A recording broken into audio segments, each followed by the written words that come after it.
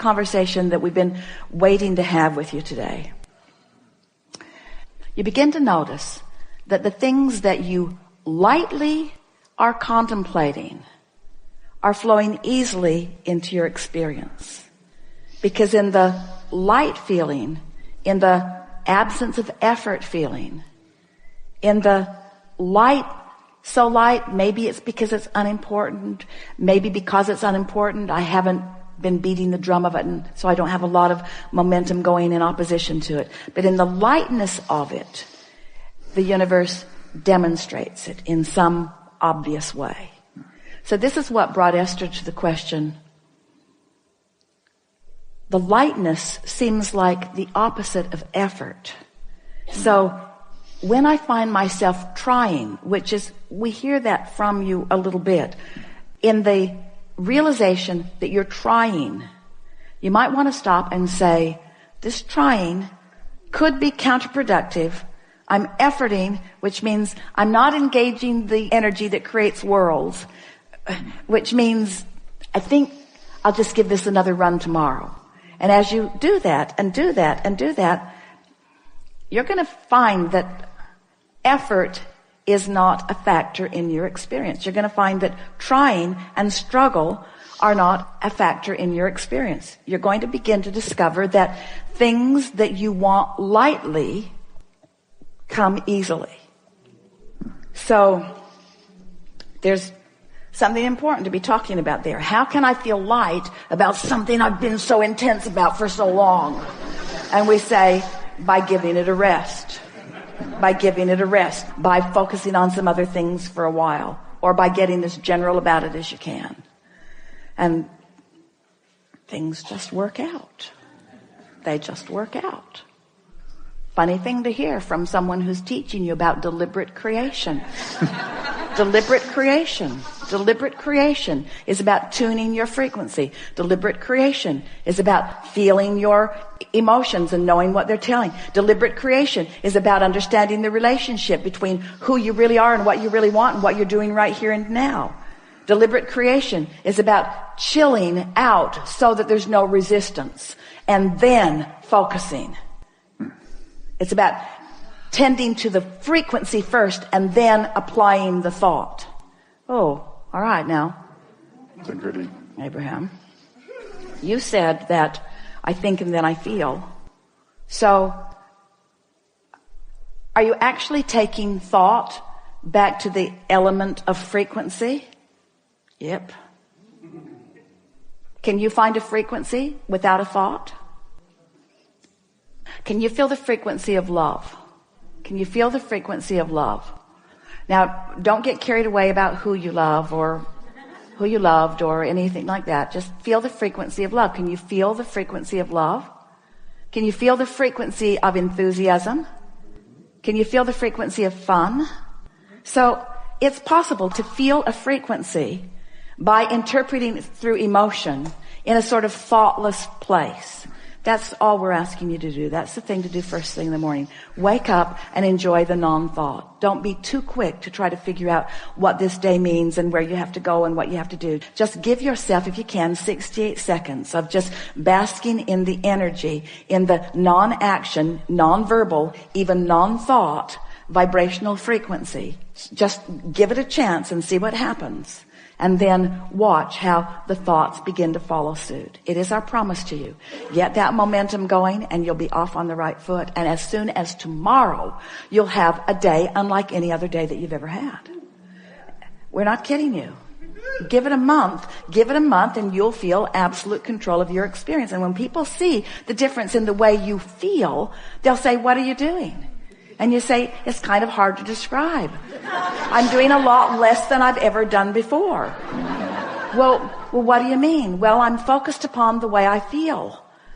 Well, what does that mean? It means I don't want to talk about this with you anymore. There's a really good chance you're going to talk me off my high-flying disc. Well, what are you smoking? Well, it's not like that. This is a non-drug high. It's a non-drug alignment. It's alignment that has always been there for me that now I'm consciously tapping into. It's alignment that I've been stumbling on all my life, just didn't know how to maintain it. Didn't know how to create it to begin with and didn't know how to maintain it. Now I do, so I'm doing a more consistent job of it. So I've got more momentum going. So I've got more airtime happening, more vibrational airtime, more attention, more verbal time, more stuff from me about those pipes that I want to keep open. What pipes are you talking about? Well, you see, there's this path of least resistance between me and everything else. And it's a path of least resistance between me and what I want, and it's a path of least resistance between me and what I don't want. It's a path of least resistance. And I'm just keeping the pathway open on the things that I care about. Well, how do you know the difference? Things I care about that I really want feel good to me when I think about them. When I'm focused upon what I want, it always feels good. When I'm focused on opposition, it never feels good. Oh, seems too simplistic to me, they'll say. I know, it did to me at first. That's why I tried to make it harder than it needed to be. I mean, harder than it needed to be for quite a while. And then who knew? I'm supposed to feel good. Life is supposed to be fun. I have endless unseen energies that have my back, who know what I want, who are pointing the way. I had no idea the leverage, the creative energy that was available to me until I started pointing it. Well, what have you accomplished with this? Well, I feel great.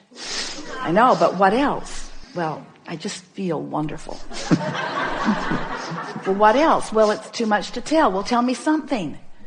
Well, I just feel great. I feel great. And mostly nice people are around me. And people who used to bother me aren't coming around. And some of them that used to bother me don't bother me anymore. And ideas come more easily to me. I'm more intuitive. I'm more clear-minded. The things that occur to me occur in better timing. So when I act on them, I get more immediate results. The things that I want are just flowing into my experience. My day-to-day moments are really exciting. I used to look forward to a vacation and kind of put up with everything before it. And now every day feels sort of like that vacation. I have that lighthearted feeling all day, even when you're at work. Yeah, especially when I'm at work, because I feel purposeful there and I feel momentum there. And there's this give and take thing that happens with me at work where we're all winning as a result of our co-creating together. It's some of the best time that I spend is when I'm at work. Yeah. So many lovely people in this world. Have you noticed? Well, not so much. I haven't noticed that so much. Well, that's because I'm on my high-flying disc. I know that's what. Well, now tell me about this stupid disc. How did you get on this high-flying disc? I was born there. I was born there. I talked myself out of it with a lot of help from others who had forgotten about it too. But no, I mean, how did you get on it today? Well, I thought you'd never ask. Well, this morning when I woke up, I just thought happy thoughts.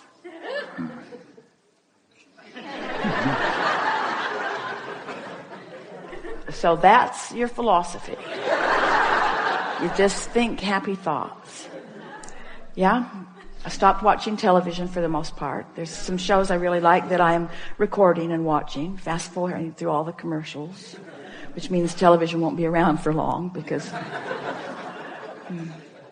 yeah, just think happy thoughts. Hang around with people who feel good mostly. Think of reasons to feel good. But mostly, I just get up looking for a reason to feel good and almost always find it immediately. And then I milk it. Some people will think that it's too simplistic, but as you begin to demonstrate how great you feel, and as they begin to see, especially those who know you, the things that they've been hearing you talk about, as they begin to see those things flowing into your experience, as they begin to see your prosperity improving and your laughter more obvious and common, and they begin to notice how clear-minded you are and what good timing you have, what good comedic timing, what good intellectual timing, what good psychological timing, just what good timing.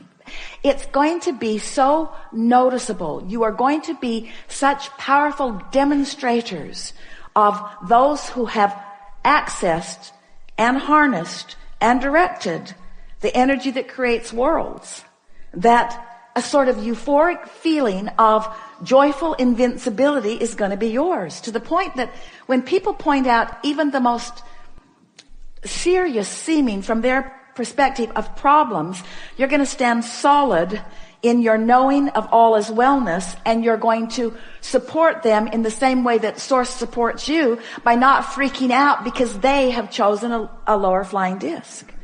And before you know it, you won't freak out when you find a lower flying disc either.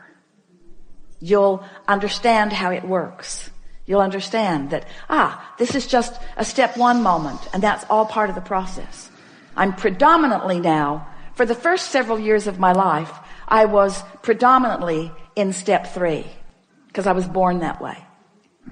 Then those around me began insisting that I become more accountable, which meant try to compensate for their inability to stay on their disc. We hope you heard that in the way we meant it. So then I had sort of a rough ride for a while, where I was having predominantly step 1 moments. What are step 1 moments? Contrasting moments where I know what I don't want, so I know what I do want. I know what I don't want, so I know what I do want. So I was asking for quite a few years of my life. I was predominantly doing step 1 moments, stumbling accidentally into alignment, but not really knowing what I was doing. But it was a good plan, because during that step 1 phase of my life experience, all of you have passed through that now. I filled my vortex with all kinds of specifics that matter to me.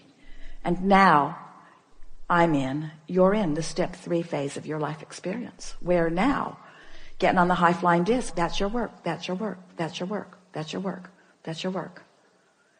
So I'm done, Abraham, I'm not going to create anymore. Oh no, because you're not going to stay on the high flying disc. You're going to dip, you're going to still have step 1 moments, but you're predominantly going to be living step 3 moments. Occasional step 1 moments, because you can't not expand. You want to continue to clarify, but predominantly step 3 moments. You see what we're getting at? How can I assure predominant step 3 moments? By making sure every day at least starts there.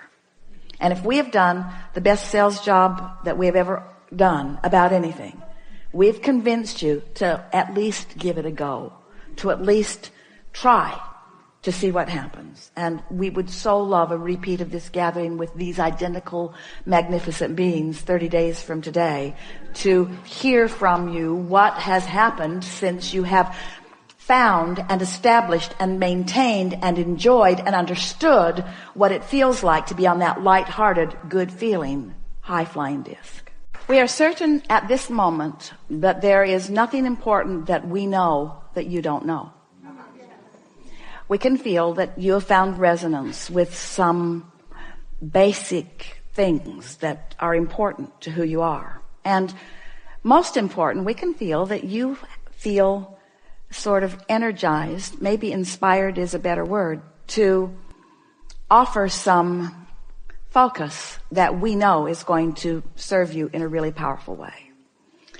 It is such pleasure for us to interact with those like you who are determined and strong in your desire, who are willing and even patient enough to walk with us slowly sometimes to find these nuggets of clarity that you just feel resonance with. We have been saying for quite a while that we make too much of all of this. In our desire to simplify it for you, we go on and on and on. But it is our knowing that today you have found some simple steps, and we know you feel the resonance with who you are. Our favorite thing about you and our time that we spend with you is that moment when conscious realization occurs to you as you make the correlation between something that you did vibrationally and something that happened in terms of demonstration. That's just the best for us.